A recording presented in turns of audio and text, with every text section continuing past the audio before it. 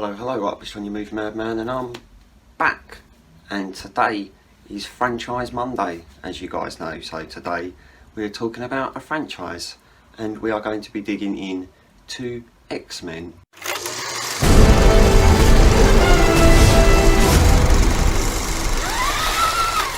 So we're going over X-Men today. I'm going over most of the X-Men films that have been released, including some of the ones that you've already seen, but we won't go into them too much, so you don't have to worry about that. We're just going to start.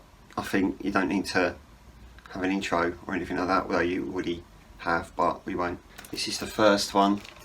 This is X-Men, the first one from back in the day when all the old people played young characters. Made sense, didn't it? It's got a nice little slip cover as well. Gotta love a good old slip cover.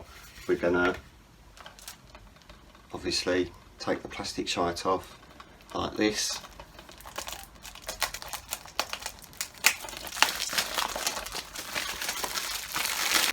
And then we're going to have a look inside. Some nice original artwork on the disc as well. So that's quite exciting, isn't it? It's very rare that you get that. Well done. So next we've got the second one. Funny that. X-Men 2. A nice slip cover again. Gotta love a slip cover. And there's a back cover as well. Let's get the plastic shite off.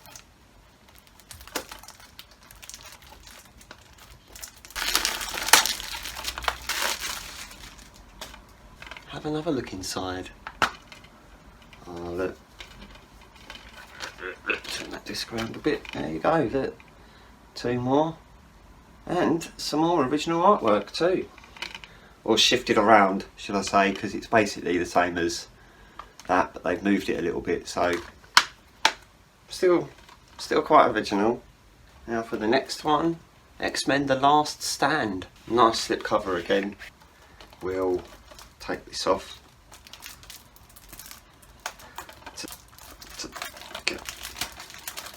And then we'll open the case. X-Men Last Stand. The third one. Now you might get a bit confused here because I didn't actually get X-Men Origins Wolverine, which is technically X-Men 4, because you know, who wants to own that? So I didn't bother because it's crap, so I didn't get it. Although I have already got the second Wolverine story, which is actually really good. This is only on Blu-ray though.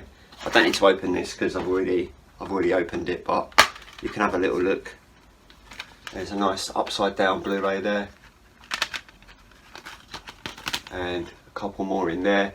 This is actually, if you guys haven't seen this one, this is probably, I'd go as far as say, one of the most underrated X-Men films. Definitely get on that if you haven't seen it. Definitely worth it. Look forward to when that comes out in 4K. Moving on, the first of the new ones, First Class. The one with James McAvoy and Michael Fassbender. And Jennifer Lawrence is in it, before anyone knew who she was. Let's get the plastic off this. No slip cover. Hey, what's that all about? Rude. Let's get the plastic off though. Off, just get time for this. Have a little look inside. And there's a nice, that's actually a really nice disc that. Quite happy with that. A Blu-ray. Cool. Exciting, isn't it? One of the better ones. Another one, Days of Future Past. Another one without a slip cover. That's rude, isn't it? It's two without slip covers now. So I should be right into Fox. We'll get the plastic shit off. Oh, that was quick. One.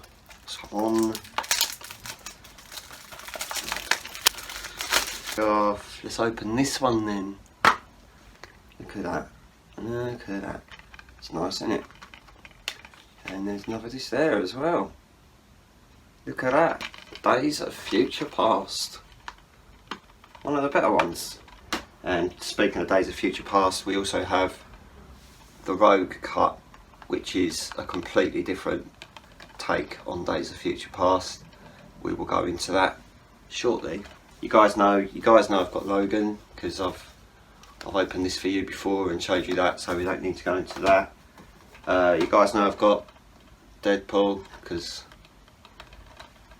as part of it. People might say it's not really an X-Men film, which is true, it's not, but it's more of an X-Men reference. But I thought I'd include it. Sorry. Next we've got X-Men Apocalypse.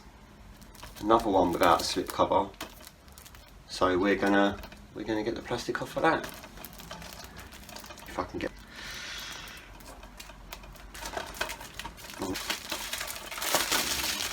So we're going to open this. Oh look, now that is what I like to call a really nice effort on artwork. Probably the most impressive artwork that I've seen out of all of them. It's really nice, I really like that. You all know about Deadpool 2 because you've seen me open this and look through it. Really nice steelbook as well, but you know about that. And lastly, we have Dark Phoenix. You might think, lastly, that's not the last one. What about the New Mutants, Fico? Well, sorry, I only buy good films, and this will take. This has got a slipcover though, so that's all right. We're quite happy with that, aren't we? Yeah. Let's get the plastic off though. Get that going. Let's have a look inside. Oh wow.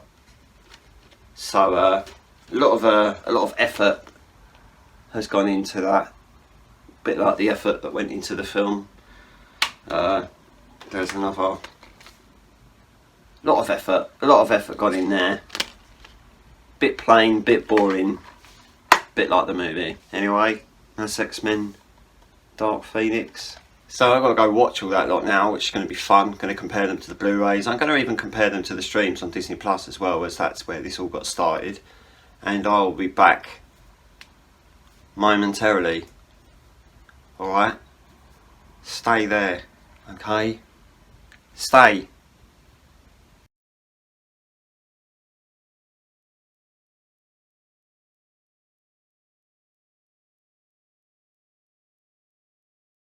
Right, so the story with this all goes that I have a friend at work who's been bugging me to make a video about X-Men movies for a while, but my excuse has always been I don't have them in 4K. So how do you do a video of films in 4K that you don't have? So then last week I got a little bit bored and decided I was going to watch them on Disney Plus because they were on there in 4K.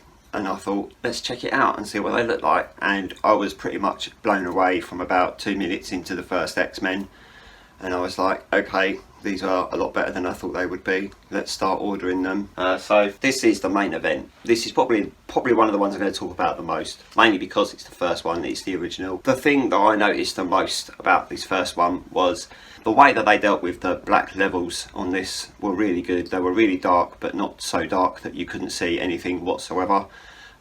There's a moment, there's a scene at the beginning where you see little Magneto being dragged away by, I don't know, horrible people, and he uses his little force powers, his little Magneto powers, and he bends a gate because he's hard. But like that whole sequence on Disney Plus when I was looking at it was just, it was so good how it looked black and white with a hint of blue without having too much colour in there. They put the black in there was a lot more highlighted, if that makes sense. I don't know if it does, but it almost made it look black and white with blue shadows in there, which to me just looked really good. So that was the first thing I looked out for when I popped in the disc. I popped in the Blu-ray and had a look at that, and surprise, surprise, it didn't look that great whatsoever. I then put in the 4K disc and had a look again. I looked at the beginning on Disney Plus again. I watched the opening of this on the disc for the first time, and to be fair, there's not a major comparison that there is. The only step up is that on Disney Plus it's in Dolby Vision and the disc doesn't have it in Dolby Vision, so Disney Plus wins a little bit when it comes to picture quality wise, mainly just because it was just a tad brighter. That's it. Just that tiny fraction that people look at was there, definitely there. But yeah, all in all, if you're a fan of the X-Men franchise, I'd say out of any of these, if you are a fan of the X-Men franchise and you're looking into the 4Ks, I would say so far definitely worth it. Number one. Number two is one of my favourites. This film introduces Nightcrawler, this guy on the right here. He's one of my favourite X-Men characters just because I love teleporting. Well, not me personally because I can't teleport, but he can. And it's cool to watch. Although it's not actually teleporting, it's just CGI, but you probably know that. You probably know that anyway. But yeah, X-Men 2, one of the better films. They start going downhill after this one. Yes, X-Men 2 is definitely the way forward for you. If you like the first one, you're definitely going to like the second one. And they still look good in 4K. Disc versus Disney Plus. Disney Plus wins a little bit again, but still, I don't regret buying the disc just because you got to love the physical copies anyway. And what with being a collector, I thought I'd get the whole collection minus the 2 shit ones. Well, I say 2 shit ones. The Last Stand. I looked at this and I was like, yeah, that's great. Yeah, picture. Oh wow, picture looks amazing. Yeah, shame the film's crap. Again, Disney Plus versus the disc. Disney Plus wins. If you have got Disney Plus, I'd say get the disc anyway, because if you've got a 4K player that's got Dolby Vision, then the discs are going to look better. The only reason my discs don't look that much better is because I don't have Dolby Vision on my 4K player. So once I've got a 4K player that does have Dolby Vision, then I guarantee you the discs will look better than the stream, because streaming stuff in 4K relies on really good internet, and if you haven't got really good internet, then you're not going to get really good streams. Next up we have First Class.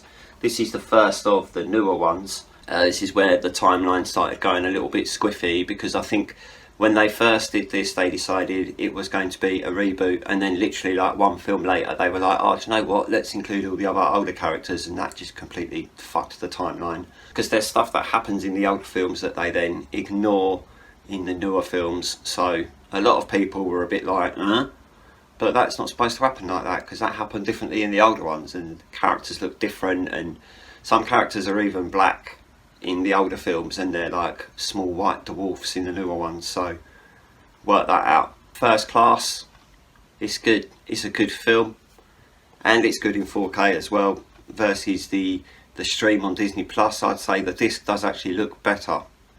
So got it, Disney Plus. This is where you start losing.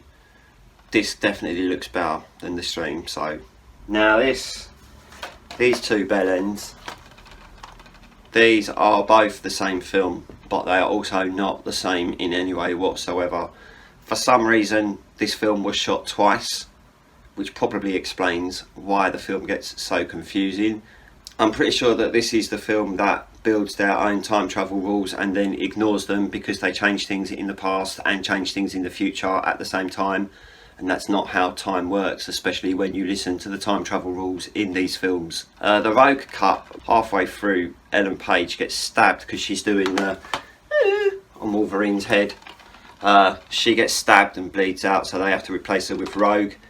And then Rogue turns up and she's there for the rest of the film. And there's loads of other little extended things about this as well, but we won't go there because we ain't got time. I love Days of Future Past. I think it's a really good film. I thought it was a really good idea combining both of them together, although they did completely fuck themselves over at the same time. So lastly, and I say lastly because I'm doing these two together, Apocalypse and Dark Phoenix, the two X-Men films that are pretty famous for not being very good, mainly because they're not very good. Looking wise though, you could have a film that looks really good but is awful to watch. I mean, if you guys have seen Avatar, you know that already. I didn't enjoy these, I'm not gonna lie.